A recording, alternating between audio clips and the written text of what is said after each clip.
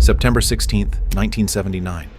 8 people are dangling 2,000 meters above East Germany in a homemade balloon made from bedsheets.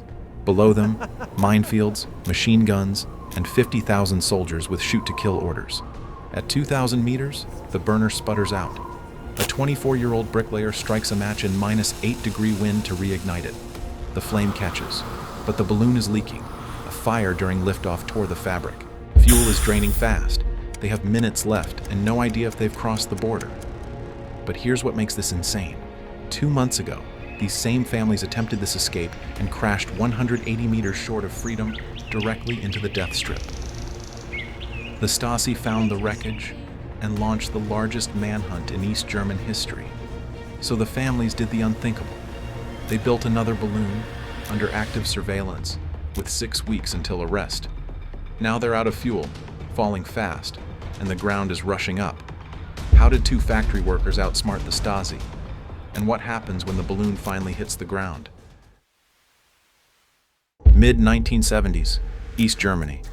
What would you do if leaving your country was punishable by death? Not prison, death. That was the reality for 17 million East Germans in the 1970s. The border wasn't a fence.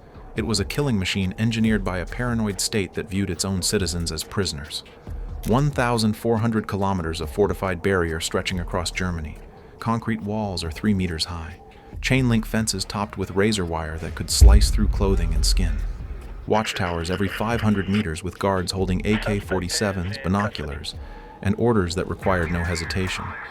If someone runs, you shoot. Between the fences, a death strip. Raked sand designed to show footprints so patrols could track anyone who made it past the first barrier. Tripwires connected to SM-70 spring guns, automated shrapnel cannons mounted on fence posts, loaded with steel fragments, triggered by the slightest pressure. No warning or human decision.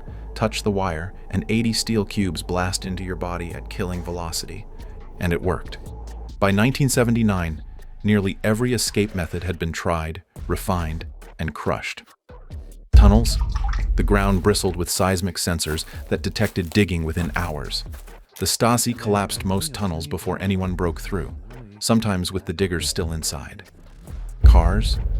Border guards stripped vehicles down to the frame, probing every cavity with mirrors and dogs. They'd found people hidden in modified fuel tanks, sewn into hollowed-out car seats, folded into dashboard compartments behind fake panels. Each discovery made the next search more thorough. The Baltic Sea? Patrol boats swept the water with spotlights around the clock. Swimmers were shot in the waves or drowned trying to evade capture. So the border was sealed on land and water. The Berlin Wall itself was a fortress within a fortress, floodlit, heavily manned, and impossible. But what about the sky? Nobody had ever tried to escape by air. The idea seemed suicidal. You'd need equipment, fuel, and enough fabric to lift human beings, all impossible to acquire without triggering Stasi surveillance. In March 1978, 2 men in the small industrial town of Pößneck asked that question anyway. Peter Strelzik, 37, was an electrician and former Air Force mechanic, skilled with engines, wiring, and improvisation. He could build things.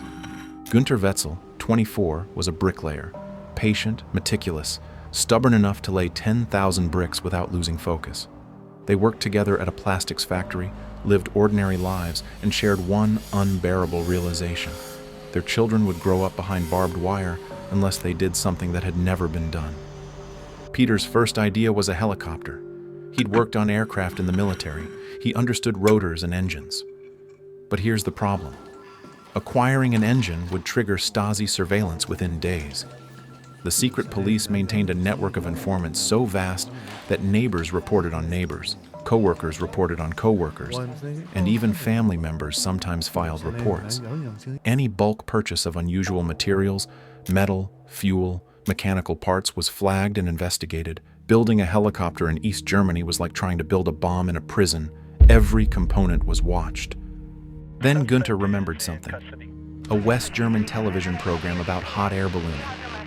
Balloons don't need engines. They don't need mechanical parts that require registration. Just fabric and fire. Could up be the one direction the border guards forgot to seal? It sounded insane. But insane was the only option left. Now here's where the engineering nightmare begins. To lift 8 people, roughly 750 kilograms including a basket and fuel, you need approximately 2,000 cubic meters of hot air. That requires 800 square meters of fabric. That's nearly 2 basketball courts of cloth. In a country where buying a single unusual bolt of material can trigger an investigation, where every merchant might be an informant, where the wrong question to the wrong clerk could end with Stasi officers at your door. Peter calculated everything: the lift, the weight, the heat required, even the fuel consumption. He drew diagrams in secret notebooks that he burned after memorizing.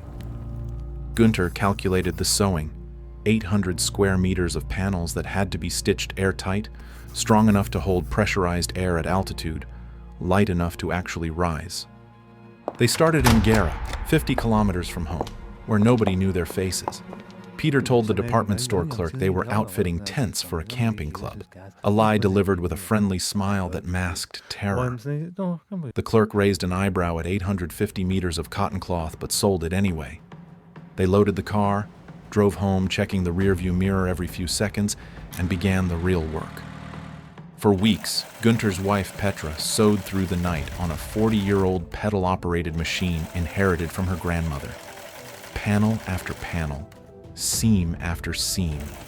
Her fingers blistered, bled, and blistered again. The rhythm became mechanical. Clack, clack, clack, clack, hour after hour in dim light while the children slept. Meanwhile, Peter welded a gondola frame from scrap iron in his garage, working only after midnight when neighbors were asleep. He built a burner from 2 11-kilogram propane tanks, the kind used for kitchen stoves, connected to pipes and a stovepipe nozzle. In a midnight test, he fired it up. Whoosh! A 12-meter flame that singed his eyebrows. The contraption might actually work. Spring, 1978. The first balloon was ready. They hauled it to a forest clearing 10 kilometers from the border and tried to inflate it. The cotton fabric billowed, then sagged.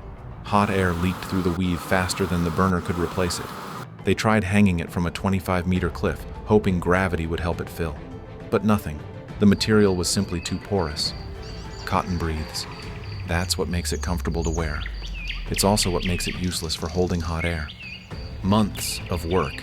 2,400 East German marks spent. A fortune for factory workers. Completely useless. Peter burned the evidence in his home furnace over the following weeks, feeding the fabric piece by piece so neighbors wouldn't notice smoke or unusual garbage. Back to zero. But they didn't quit. They turned Günther's kitchen into a materials laboratory. They bought small samples of every lightweight fabric they could find, umbrella silk, nylon, various taffetas, and tested them. Heat resistance in the oven, air permeability using a vacuum cleaner rig. The results were clear. Umbrella fabric was nearly airtight, but prohibitively expensive. Synthetic taffeta was cheaper and almost as good. At that moment, their decision was made. They drove 160 kilometers to Leipzig, the nearest major city where 2 strangers wouldn't stand out. They posed as a sailing club needing material for sails, a cover story that explained needing large quantities of lightweight fabric. The store didn't have 800 meters in stock, but offered to place a special order. Special order meant paperwork, records, potentially a report to authorities wondering why anyone needed that much cloth. They placed the order anyway. They had no choice. The next day, they returned to the store expecting Stasi officers waiting in the back room. Instead, 800 meters of taffeta, neatly rolled and ready. They paid 4,800 marks, double the cost of the first balloon, nearly 6 months of wages, and drove home at exactly the speed limit. Hearts slamming, waiting for sirens that never came. Günther sewed the second balloon in 2 weeks. It held air perfectly, but the burner couldn't generate enough heat to lift 750 kilograms. Months of experiments and nothing worked. Then Peter discovered something. Flip the propane tanks upside down, and liquid fuel flows faster, producing a far larger flame. Suddenly, a 12-meter column of fire, enough heat to lift 8 people. By June 1979, 18 months after that first secret meeting, they were ready. But Günther had doubts. He thought the balloon was too small and the margins too thin. So what happens when the Strelzyks launch without the Wetzels? And how does a crashed balloon turn two families into the most wanted fugitives in East Germany? July 3rd, 1979. In a forest clearing in East Germany, Peter Strelzyk, his wife Doris, and their two sons, 15 and 11, stand beside the inflated balloon. The Wetzels stayed home. 4 people instead of 8. The burner roared. The balloon rose. Peter's improvised altimeter showed them climbing at 4 meters per second. 1,000 meters, 1,500, 2,000. For 8 minutes, everything worked. Then the balloon entered a cloud layer. The moisture condensed on the fabric, the envelope gained weight, and the hot air cooled. Suddenly, the altimeter needle dropped. Peter cranked the burner. The wet fabric bled heat faster than flame could replace it. They were falling. 200 meters lost, then 500. Trees rushing up through gaps in the cloud. They have no time to calculate, only time to brace. Crash. The gondola smashed through branches and slammed into the forest floor. Everyone survived. But where were they? Peter stumbled through the underbrush until he found a discarded bread bag. The label read, Wernigerode, an East German town. They'd crashed 180 meters short of Freedon, inside the restricted border zone, surrounded by minefields and patrols. What followed was 9 hours of crawling through the death strip in the dark, skirting raked sand traps designed to reveal footprints, freezing, exhausted, and terrified that every snapped twig would bring soldiers. By mid-morning, they'd escaped the restricted zone. They walked 14 kilometers to their car, passed through police checkpoints by claiming they'd been camping, and arrived home smelling of propane. They called in sick with a fake stomach flu. They thought they'd gotten away with it. They were wrong. July 4th, 1979. Border guards found the balloon, 800 square meters of fabric tangled in trees near the death strip, propane tanks, and a homemade burner. The Stasi swarmed the site. Someone had attempted an air escape. That was unprecedented, humiliating, and now a top priority manhunt. Peter burned every remaining scrap of evidence. He sold his car the next day, fearing tire tracks might link him to the launch site. For 6 weeks, the families waited for the knock at the door. The Stasi interviewed fabric merchants across the region. Rumors spread that investigators had narrowed the search to Thuringia, their district. Then, mid-August, the Stasi did something unprecedented. They published a public appeal in newspapers across East Germany. Descriptions of the materials found: synthetic fabric sewn in homemade fashion, propane tanks, and a custom burner. They asked citizens to report anyone who'd purchased such items. Rewards were offered. The word balloon was never mentioned, probably to avoid inspiring copycats. But the message was clear. The state was hunting them. Peter and Günther read the notice with ice in their veins. Did the Leipzig clerk remember the sailing club story? Did a neighbor hear the sewing machine at 3 a.m.? The dragnet was tightening. One evening, a car backfired outside Peter's house, and his youngest son screamed, thinking it was gunfire. Early September, the families faced an impossible choice: wait for arrest, which meant execution or life imprisonment, or attempt the unthinkable again, under active surveillance, with the Stasi hunting them by name. Peter looked at Günther. We have to do it again, now, before they find us. Günther, who'd lost faith after the July disaster, stared at his friend, then nodded. They would build a third balloon, much bigger. Both families together. This was an all or nothing. How do you build a balloon while the Stasi hunts you by name? And what critical mistake during liftoff nearly kills all 8 passengers mid-flight? The Stasi's net contracted daily. Investigators showed fabric samples to merchants across East Germany. Have you sold this material? To whom? Unmarked cars appeared on Peter's street. A stranger in a brown coat lingered near the factory where Günther worked. The families assumed every neighbor could be an informant. But here's what the Stasi didn't know. While they searched, the families were building. By day, Peter and Günther maintained appearances: work, groceries, and school drop-offs. By night, they gathered in the Strelzik's attic under blackout curtains and sewed with manic intensity. They couldn't risk another large fabric purchase, so the wives traveled separately to distant towns. 50 meters here, 100 meters there. Umbrella silk from one shop, tent nylon from another, taffeta wherever they could find it. The colors clashed wildly: blue, green, striped, and plaid. This balloon would be a patchwork of desperation. The new design was massive, double the volume of the last attempt, 4,000 cubic meters, 25 meters tall and 20 meters across, the height of an 8-story building. It required 1,250 square meters of fabric and over 6 kilometers of thread. The sewing machine ran every night for weeks. Then its motor burned out. Peter cannibalized parts from a record player to repair it. They pushed on. Here's what terror looks like: neighbors dropping by unannounced while the ceiling above conceals your escape vehicle, serving coffee while your pulse pounds, smiling while your children have been drilled to say nothing about trips or balloons. The older Strelzik boy, Frank, was 15. He knew everything. He helped where he could. Imagine being 15 and knowing your family's survival depends on a secret you can never tell. By the first week of September, the third balloon was complete. 180 kilograms of multicolored fabric, a reinforced gondola, and 4 propane tanks feeding a burner capable of producing a 12-meter flame. If the Stasi raided now, the evidence was overwhelming. September 15th, 1979. A weather report came through forbidden West German radio. Strong northern winds overnight, pushing south toward Bavaria with clear skies and no rain. This was their window. Delay meant autumn storms and almost certain arrest. That afternoon, they packed identity papers, family photos, cash, and warm clothes.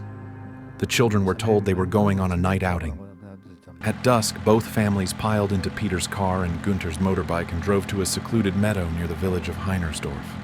1:30 a.m. on September 16th. It was moonless and with stars thick overhead. The balloon fabric unfurled across the meadow. The portable fan roared to life. The envelope swelled. Then Peter nodded to Günther. A column of fire blasted upward. The patchwork giant shuddered against the dark. Somewhere in the nearest town, a night watchman spotted an unidentified glowing orb on the horizon and radioed a report. The families didn't know. They had seconds to launch before soldiers arrived. Everybody in. Now. 8 bodies scrambled into the basket. Doris and Petra slashed the tether ropes with knives. One released, then the second, but the third snagged. The balloon tilted violently, throwing everyone against one side. The burner flame, pointed skyward, licked the edge of the nylon fabric. A section ignited. Children screamed. Günther, anticipating this, blasted a fire extinguisher and smothered the flames in seconds. A charred patch remained, but they were rising. What they didn't realize, that fire had weakened the fabric. A tear was forming, and it would nearly kill them at altitude. How much damage did that fire actually cause to the balloon? And what do they see on the ground that tells them whether they'll live or die? 100 meters, then 200. The treetops shrank below, becoming a dark carpet that swallowed the meadow where they'd launched. Peter cranked the burner to full. The roar was deafening, a constant whoosh that drowned out everything except the pounding of 8 hearts. But noise meant heat, and heat meant lift. 500 meters, then 1,000.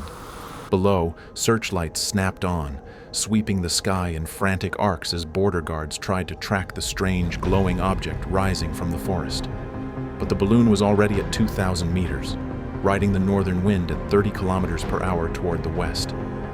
The guards radioed frantically, an unidentified flying object rising fast and heading south toward the border. But there was nothing they could do.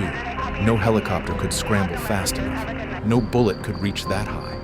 For the first time in their lives, the families were beyond the regime's grasp, suspended in darkness above the country that had imprisoned them since birth. Up here, the air was minus 8 degrees Celsius. The children's teeth chattered so violently their mothers feared cracked enamel. Petra pressed her 2-year-old against her chest inside her coat, trying to share body heat. Doris wrapped her sons in the only blanket they'd brought. but the wind cut through everything. The adults had no protection. Autumn jackets meant for evening walks, thin gloves, nothing designed for altitudes where frost forms on exposed skin within minutes. Their breath came out in white clouds that the wind shredded instantly. But they endured it because the alternative was worse. Below them lay freedom or death, and there was no turning back now. Then the fire damage revealed itself. The weakened fabric tore further. Hot air vented through the gash in a visible stream. The burner sputtered, coughed, and died. For one horrifying second, they were in free fall. No heat means no lift, just gravity accelerating them toward the kill zone. The children screamed. Doris grabbed her sons. The basket swayed wildly as the deflating envelope lost its shape. Günther braced himself against the gondola frame. -8 degrees and with wind screaming past, his fingers numb. He pulled out a match and struck it against the box. It caught barely, the flame guttering in the wind. He cupped his hand around it, leaned toward the burner, and reignited it on the first try. The flame roared back. The balloon steadied, and they gasped relief that turned to fog in the freezing air. But here's the problem. The tear forced them to burn fuel faster than planned. Every minute, more hot air escaped through the gash. Every minute, they had to compensate with more propane. The gauge dropped visibly. They had minutes of fuel left, maybe 5, maybe 3, and no way to know how far they still had to fly. Peter and Günther scanned the ground for signs of the west. They'd studied maps, memorized landmarks, but everything looks different from 2,000 meters in the dark. East German towns glowed with dim white lights from old incandescent bulbs. Western towns blazed amber and red from neon signs and modern street lamps. Collectivized farms spread across the landscape in vast, monotonous blocks. The product of communist agricultural policy, private Western farms clustered in smaller, irregular patterns. Then, a highway below, cars streaming along it, headlights bright, the Autobahn A9, and behind them, fading into distance, the floodlights of a border crossing. "We're over," someone whispered with the words barely audible. "We're over!" The last propane sputtered out. The burner died for good. Now the balloon was just a giant silk parachute, collapsing slowly as the air inside cooled, dropping from 2,500 meters toward dense forest near the Bavarian town of Nela. They had no control, no way to steer, only gravity and wind deciding where they'd land. Wham! The gondola smashed through pine branches and slammed into the forest floor. The basket tipped, dumping everyone into undergrowth. First, there was silence, then a child's cry. They were alive. Günther grabbed his leg, broken or badly sprained. Everyone else had cuts, bruises, and pine needles in their hair. A miracle. But where were they? East or west? In the chaos of descent, they'd lost track. Peter volunteered to find out. He stumbled onto a dirt road and headlights appeared. It was a police car. He stepped into the beam, hands raised. The car stopped. 2 officers emerged. Peter's eyes adjusted. The vehicle was an Audi. East German police drove Wartburgs and Ladas. An Audi meant West Germany, but he needed to hear it. "Sind wir hier im Westen?" One officer smiled. "Yeah, you're free." Peter Strelzig, the man who'd burned 2 failed balloons, built a third under a manhunt, and launched his family into enemy airspace, sank to his knees on the asphalt. The officers helped him up, saw his soot-streaked face, heard him babbling about children in the woods. The families emerged, supporting Günther, carrying the smallest children. The police bundled them into cars, wrapped them in blankets, and repeated the words, "You're in Bavaria. You're in the West." 20 minutes. That's how long the flight lasted. 20 minutes that erased 18 months of secret labor, 2 failed attempts, and a nationwide manhunt. By dawn, the story flashed around the world. 2 East German families had escaped in a homemade hot air balloon. Photographers captured the patchwork fabric spread across a Bavarian meadow. The 8 escapees drank tea in a police station, struggling to believe it was real. But freedom came with a price. When they called relatives in East Germany, they learned the Stasi had already arrested family members in retaliation. The regime, humiliated, immediately tightened border security. Propane sales now required registration. Large fabric purchases triggered automatic investigation. The loophole was sealed. The families settled in Bavaria. Peter opened a television repair shop. Gunter worked as a mechanic. But the Stasi didn't forget, even in the West, agents harassed them for years. The Strelzics eventually relocated to Switzerland to escape the pressure. A year later, Disney released Night Crossing, dramatizing their escape. The families watched actors recreate that night of terror and triumph, the flames, the fall, the landing, and wept. Decades later, after the Berlin Wall fell in 1989, they returned to Poznan as free Germans. The balloon itself now hangs in a museum. Visitors stare at the stitched panels, umbrella silk, tent nylon, bed sheets, and marvel at what desperation can build. Two families bet everything on a homemade balloon, and won. Their story proves something. Even the most secure prison has a weakness. You just have to find it. Speaking of impossible escapes, the story of how one man broke out of Auschwitz might change how you think about the limits of human determination.